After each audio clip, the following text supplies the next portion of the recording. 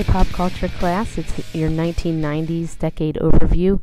Yay, it's the last decade overview video that you have to watch for this unit. So let's take a look at your interesting facts.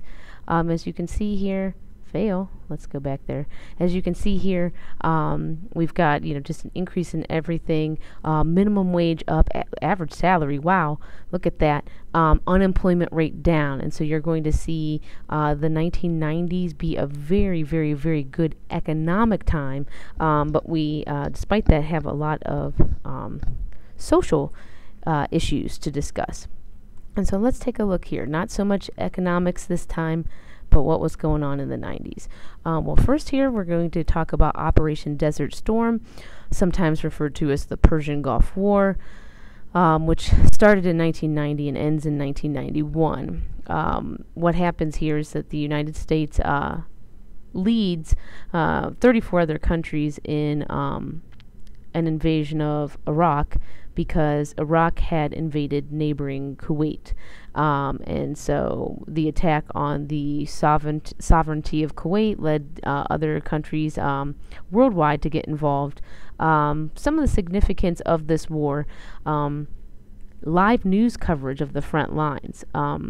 The Vietnam War had been in America's living rooms and on TV, but the footage wasn't given live from the battlefields. So that's something new to Americans in the 90s, seeing it as it's occurring.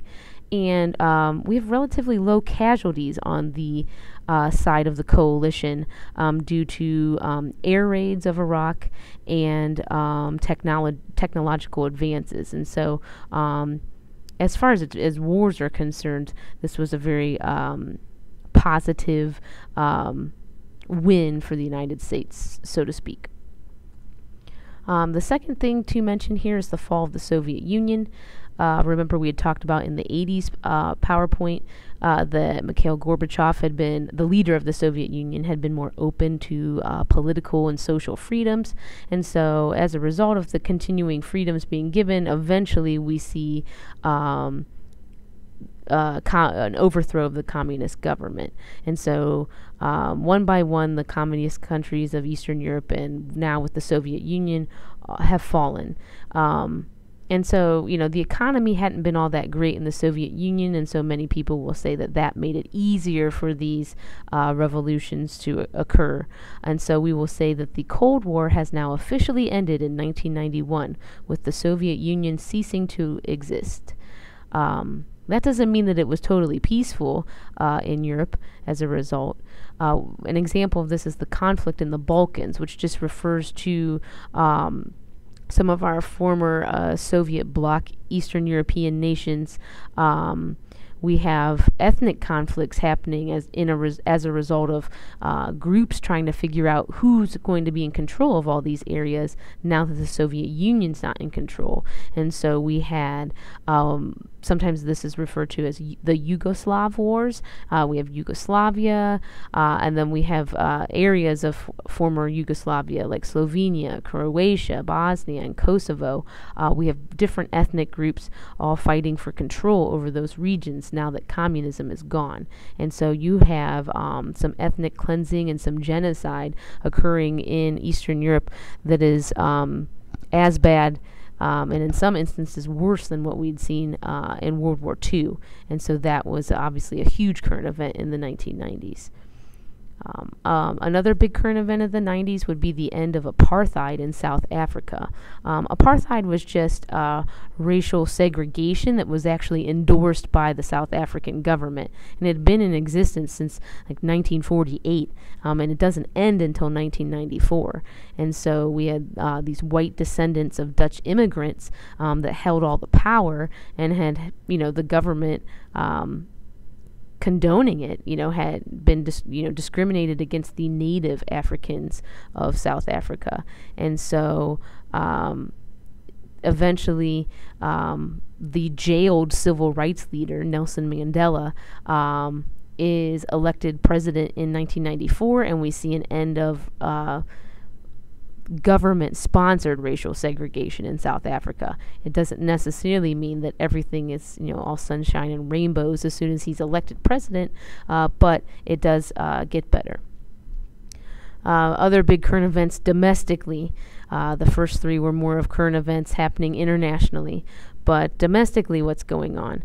In 1993, we have a standoff in Waco, Texas, between the American government, primarily the Bureau of Alcohol, Tobacco, and Firearms, and the FBI, the Federal Bureau of Investigations, in a 51-day battle, if you will, with a group known as the Branch Davidians, who had a ranch or a compound in Waco, Texas. The Branch Davidians began as a Protestant sect in the 1950s, but had been put under the leadership of a man named David Koresh, who is labeled by most as more of a cult leader than an actual religious leader. And there were rumors of sexual abuse and misconduct within the Branch Davidian compound. There was also some information that the group had been stockpiling illegal weapons in preparation for, I'm not really sure what, but this led to the government issuing a search warrant of the premises, which actually led to this 51-day skirmish. 70 people, more than 70 people dead when all is said and done. There's still to this day a huge controversy as to who fired first. Was the government just responding to an attack when they were trying to serve the search warrant, or did the government provoke the standoff? A number of survivors of the Branch Davidian standoff actually were found guilty, were taken to trial and found guilty of the killing of the law enforcement officers that happened as a result of that standoff. But yeah, so for 51 days we had somewhat of a skirmish or a war being fought on our own soil. In 1992, the big current event was the Los Angeles race riots as a result of the Rodney King beating. And so to just give you some background, in 1992, we had 4 LA police officers that were acquitted of the Rodney King beating. They'd actually been recorded on video beating Rodney King after they'd stopped him and as a result of a traffic stop that turned into a high-speed chase.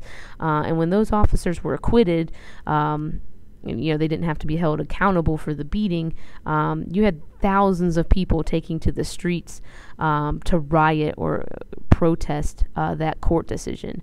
Billions of dollars of property damage happened as a result, and thousands of people are injured. 53 people are killed, and it's just this horrible example of racial hatred and feelings of animosity towards different groups, like being treated as scapegoats and people taking their aggressions out on others. So bad was the situation that the California National Guard was actually brought in to patrol and regain law and order in the city of Los Angeles. And so a very chaotic time, but a great example of, with technology, there aren't a lot of things that are going to escape the public eye anymore, including examples of, potential police brutality and things of that nature. We have domestically, we have 2 terrorist attacks occurring in the 1990s, and both would probably be on record as being the worst attacks on American soil after Pearl Harbor, but obviously not as bad as the incidents we saw in 9/11 as far as casualties, not to trivialize the people that lost their lives during these events. But we had the first bombing of the World Trade Center, which we had discussed during our 9/11 talk, where we had car bombs in the bottom of the North Tower in an attempt to cause it to fall and knock down the other tower. These were Middle Eastern individuals that were convicted of the plot and the bombing, that were individuals that sympathized with the Middle East and didn't agree with our involvement in places like Iraq. In 1995, you have the bombing of the Oklahoma City Federal Building by Timothy McVeigh and his accomplice Terry Nichols.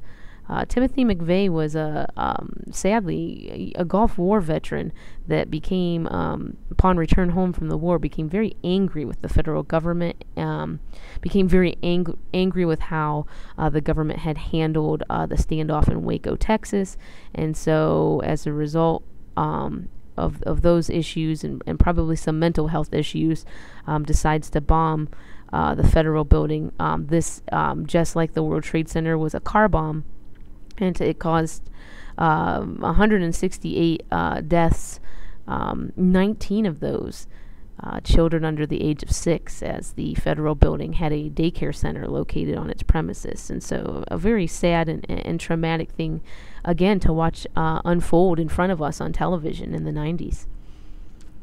The trial of the century started in 1995. There's the mugshot up there on the top right. That's O.J. Simpson, football Hall of Famer and past football star. It goes on trial for the murder of his wife Nicole and her friend Ronald Goldman. The trial happened to last 9 months. He ends up being acquitted of the criminal charges involved. The reason it's mentioned here is that, sadly, murders, and crimes of passion occur on a regular basis in our culture, but the celebrity status of O.J. Simpson led to this being the most televised trial ever. And you have things today that still exist. Court TV, the cable channel, didn't exist prior to the O.J. Simpson trial. It was a channel devoted to 24/7 coverage of the case. And so it's strange at what a media frenzy this trial ended up being. And another example is the big 3 TV networks, your CBS, ABC, NBC. In the 90s, during and after the trial of the century, they actually covered the OJ trial with more airtime, more news stories than they did with the Bosnian War, or the Yugoslav War that we just talked about, and the Oklahoma City bombing combined. Didn't get as much coverage as the OJ trial. So the whole media frenzy involving, court cases and trials and our obsession with forensic psychology and all of that kind of is born out of that trial. And sadly, the last thing to mention here is what occurred in Columbine, Colorado, in 1999. That is one of the deadliest school shootings on record in our country. 2 individuals, Eric Harris and Dylan Klebold, were responsible for a shooting spree at their high school in Columbine. 13 people left dead, many more injured. The 2 perpetrators ended up committing suicide before they were obtained, into police custody. And Columbine really changes the way that school safety is viewed, in that we hadn't had a lot of instances of school shootings for a number of years until this one. And so many of the things that we do at school today, from our lockdown drills and evacuations, come from a result of learning from the tragedy of Columbine. And so there it is. That's the 1990s in 15 minutes or less.